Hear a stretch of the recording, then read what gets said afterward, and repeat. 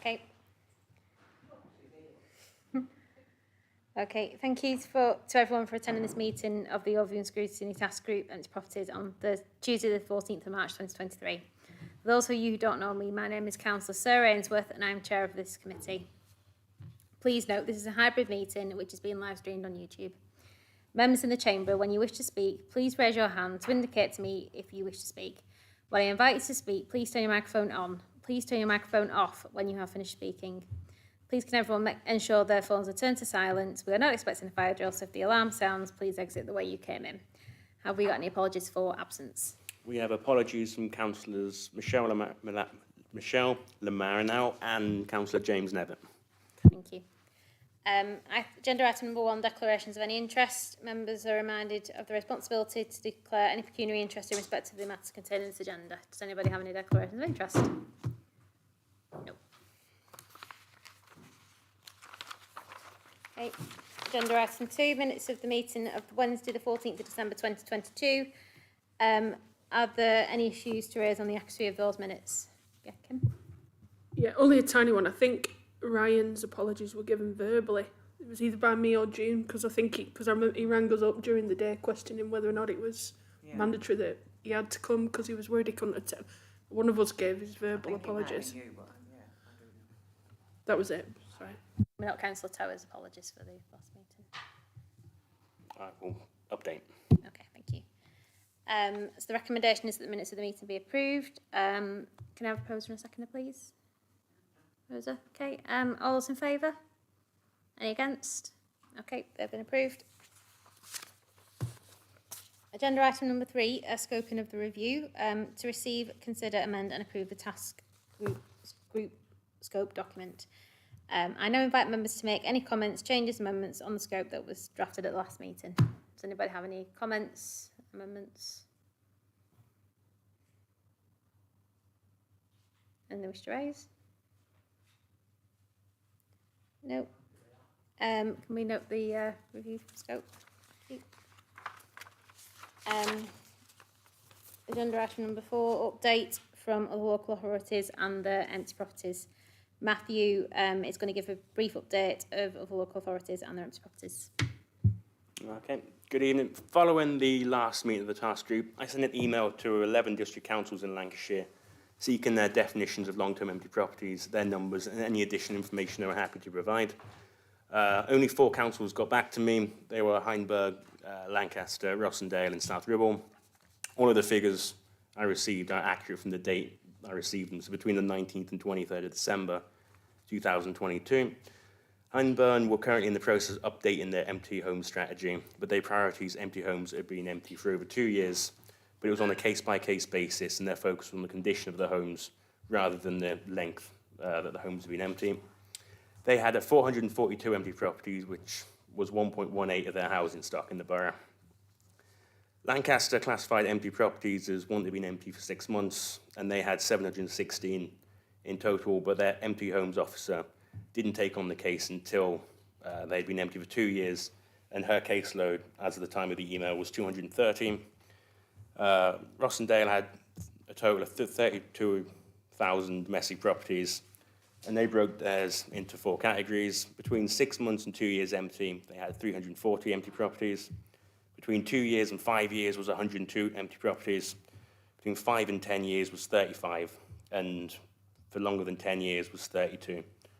They also had an additional classification for any property that was undergoing major repair or structural alteration for a period of up to 1 year, and they had 63 of those properties.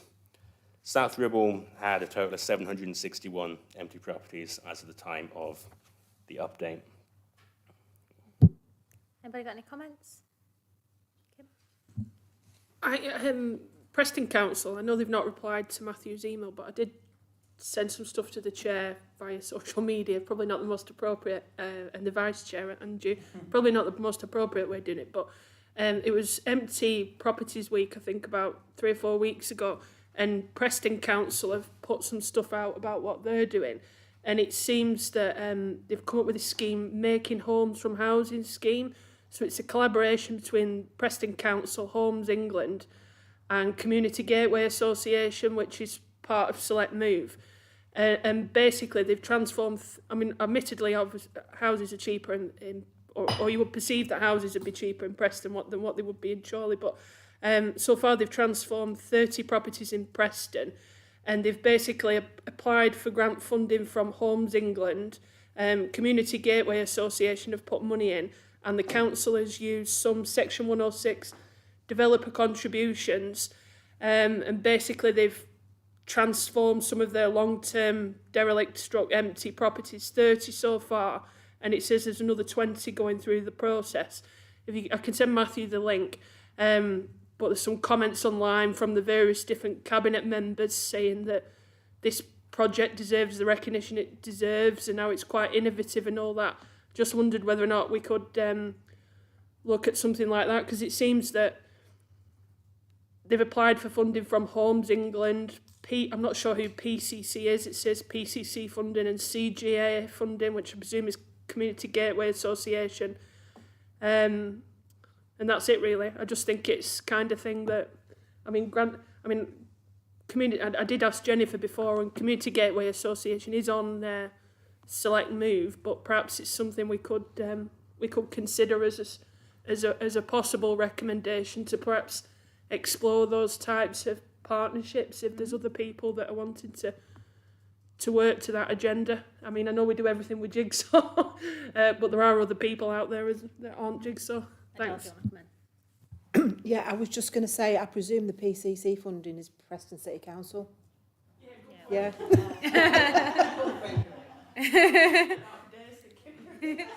June? I think it would be a good idea to have it as one of our recommendations that we look into it further, into this Preston model, because it is a way forward. And if we could get funding as well. So. Yeah, I agree. Anybody else have any more comments? No.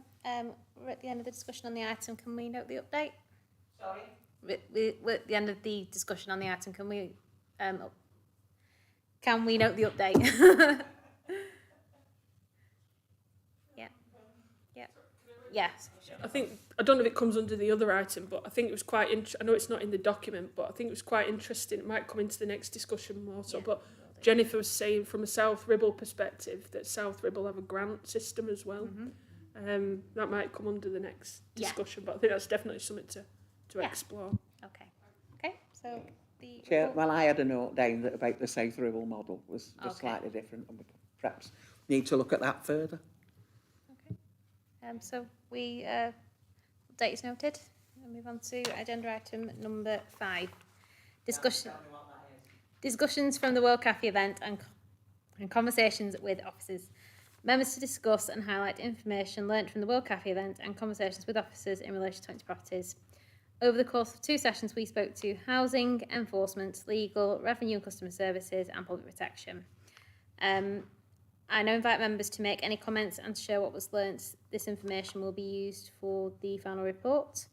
Now is the time to share any thoughts about potential recommendations for the final report. June.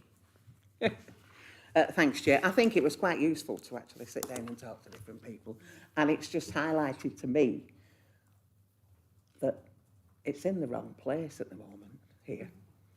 It doesn't lie with planning, I don't think. No matter what Alex said, he was convinced he wants to keep it with it. But I don't think it does. And it's interesting. I mean, I think we'd put it with housing, and it was Jennifer who actually said she does that at South Ribble. Mm-hmm. So it's just not in the right place. So one of my recommendations would be to look at it doesn't lie in the correct place, and it would be better To consider where to go in the housing portfolio and not with planning. What Alex was saying about enforcement, that wasn't, to me, wasn't part of it. It wasn't, because you could say that for environmental health, that's the route very often that you can use with some of these properties, but not always. Yeah, I think that's a valid point. I think the enforcement team deals with specific areas of enforcement, but there are other enforcement provisions that other service areas do. So I think just because there is potentially some enforcement work involved in empty properties doesn't necessarily preclude it from sitting in other areas. and I think ultimately it's where the expertise sit. It actually sits, whether it should stay within the planning and enforcement service area is one question, but certainly at this moment in time the responsibility sits with the licensing team, because of, as we explained to you, for historical reasons and the staff that were involved with it. So I think any potential enforcement work that may be required shouldn't really discourage a full and frank thought process of where it actually sits in terms of service areas. And, you know, I've been quite candid in what I've said in terms of it being, you know, what is the main purpose of the empty properties regime, and ultimately is to bring back houses into use. And there's a lot of work that goes on that kind of like sits quite comfortably with that rate, that kind of workflow, in terms of taking actions with regard to houses that are actually lived in that need enforcement action, particularly at this moment in time, because there's been a lot of press and government talk with regard to housing conditions per se, in terms of mould and damp and that kind of thing. So that's all I would just comment on. Can I just make Yeah, one point? It's just a time with June's, really. It's just a time with June's, really. Just from speaking with people, I think we probably need to consider an extra role to take this on. I think, because if workloads are at capacity at the moment, it's not going to be fair to add that onto existing workloads now. So I think we do need to take somebody on, even if it's just part-time to start with, to see how it goes. And we could maybe put that across Chorley and South Ribble. Maybe so as a shared post. Yeah. I think that's one of the difficulties at this moment in time from the planning and enforcement side of things. Yeah. It's not a shared service. No. So other service areas that might be more appropriate for it to sit within our shared services. Yeah. That could be something we could put forward as a recommendation to consider. June? I do think we need a dedicated officer to do this, definitely. And we could, if you get that role, we could actually have it as a shared officer role, whether the rest of the department isn't or not. And if it did go with housing, Jennifer's doing it already. Yeah. She's in South Ribble, and we could take up some of the things that they're doing with things, because they work on a grant scheme and things like that. So it might be appropriate for us. Yeah. So it could just be a little shared bit, if you will. Yeah. But I definitely think we need a dedicated. Yeah. Kib? Yeah, I can't disagree. I think we definitely need a dedicated officer for the role and everything. I mean, I think the vibe that me and Deirdre and Julia got from Jennifer, that she possibly wouldn't like to see it with housing, but more with like environmental health and the communities type thing, because she's saying she won't want it to detract from the statutory sort of housing roles and the housing standards, you know, with the mould and all that, because they've just recruited somebody there. But that actually in South Ribble, they seem to be, with their empty properties agenda, they seem to be using more of these community protection notices and things like that, which come under more of a public protection stroke, environmental health stroke, community engagement type role, rather than like sitting with the housing team, although it's in the housing directorate. So yeah, I don't know if that's something to consider. The other one that I think we picked up on was that, from speaking to Jennifer before, was that perhaps there needs to be some sort of, regardless of where it sits, things are always going to come in at different avenues of the council, and that, I mean, I don't know, Adele might say different, but if something comes into planning, say, whether it be from a councillor or from a member of the public, and if it doesn't meet the sort of test for something to be done from a planning perspective, is there some sort of, I don't know, flow chart or something to say, right, well then we'll pass that to environmental health, public protection, to see whether or not that falls under any of these new community safety, antisocial behaviour type legislation that Jennifer spoke about, and vice versa. Because it seemed from what she was saying that if it comes in at one end and it's a no, or if it comes in at the other end and it's a no, that it's just kind of closed off, and that people perhaps don't, regardless of where it sits. Thanks. Yeah, through you, Chair. Just to pick up on that, this is one of the reasons why I'm really pushing for members to log enforcement complaints directly through the website, so that they're delayed. If we get something in that isn't a planning breach, we do refer it on. We refer them on to not just environmental protection, but we refer them on to county council, we refer them on to the Environment Agency, and the other enforcing bodies that are responsible for the potential breach of legislation, and we advise the complainant that that's what we've done.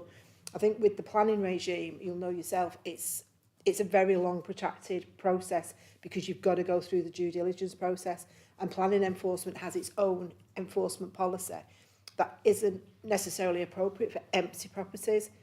In terms of planning enforcement, the enforcement side of things with regard to the empty properties, as we said previously, is potentially in relation to section 215 notices. The difficulty with 215 notices and empty properties is the 215 notice is a snapshot in time at that point in time, and we can use powers for it to be tidied up.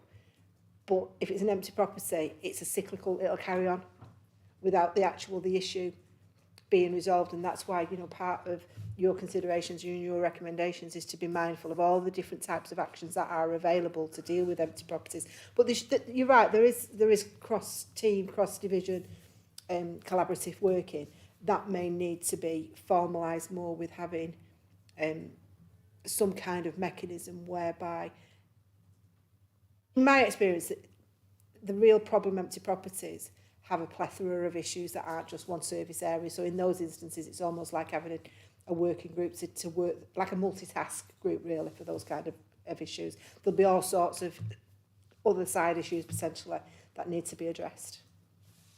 Okay, Jude?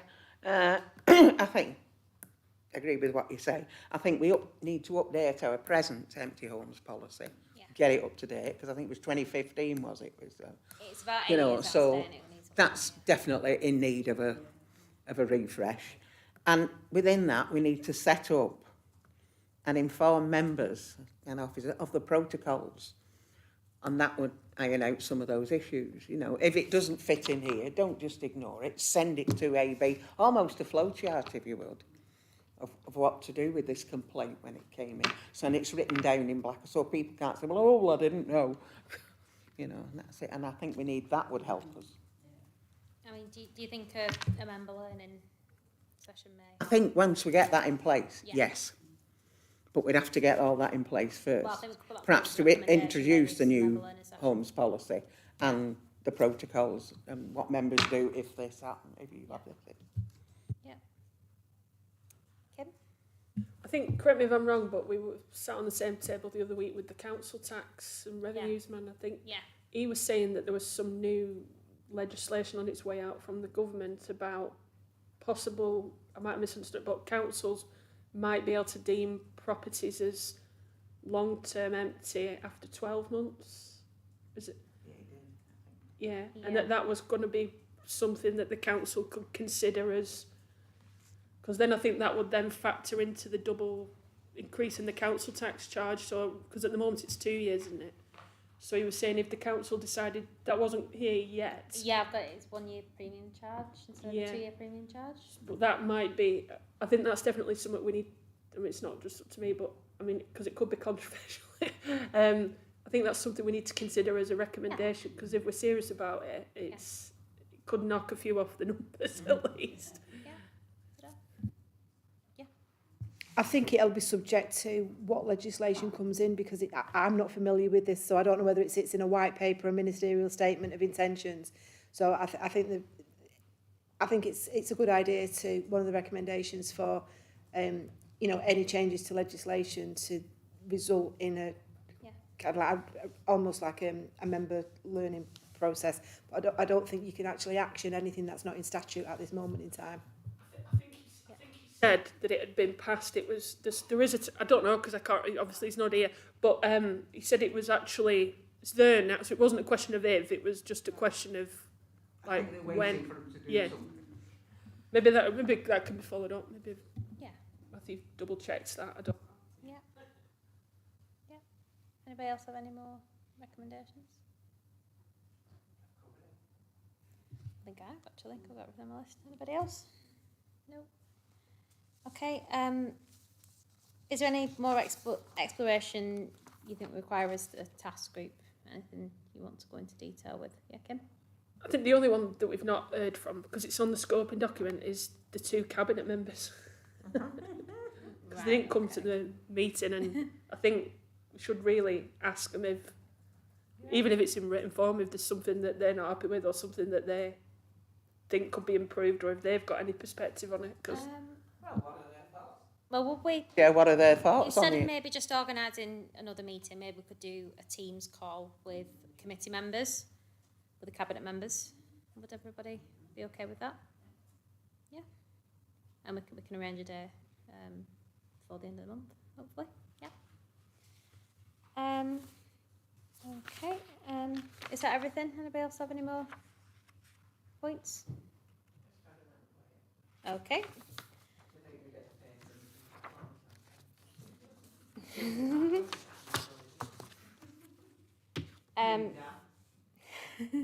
So just moving forward, for the next task group, I'm proposing that we have this in May, just after the election. If that will be okay with everybody, we can arrange a date nearer the time. And then I'm also just considering as well, just if the draft report could be sent out to members once it's complete, and then everybody can have a look, and then if any amendments need to be made, they can send those to Matthew. Yep. Okay. So I now declare the meeting closed. So thank you everybody for coming, and safe journey home. Thank you.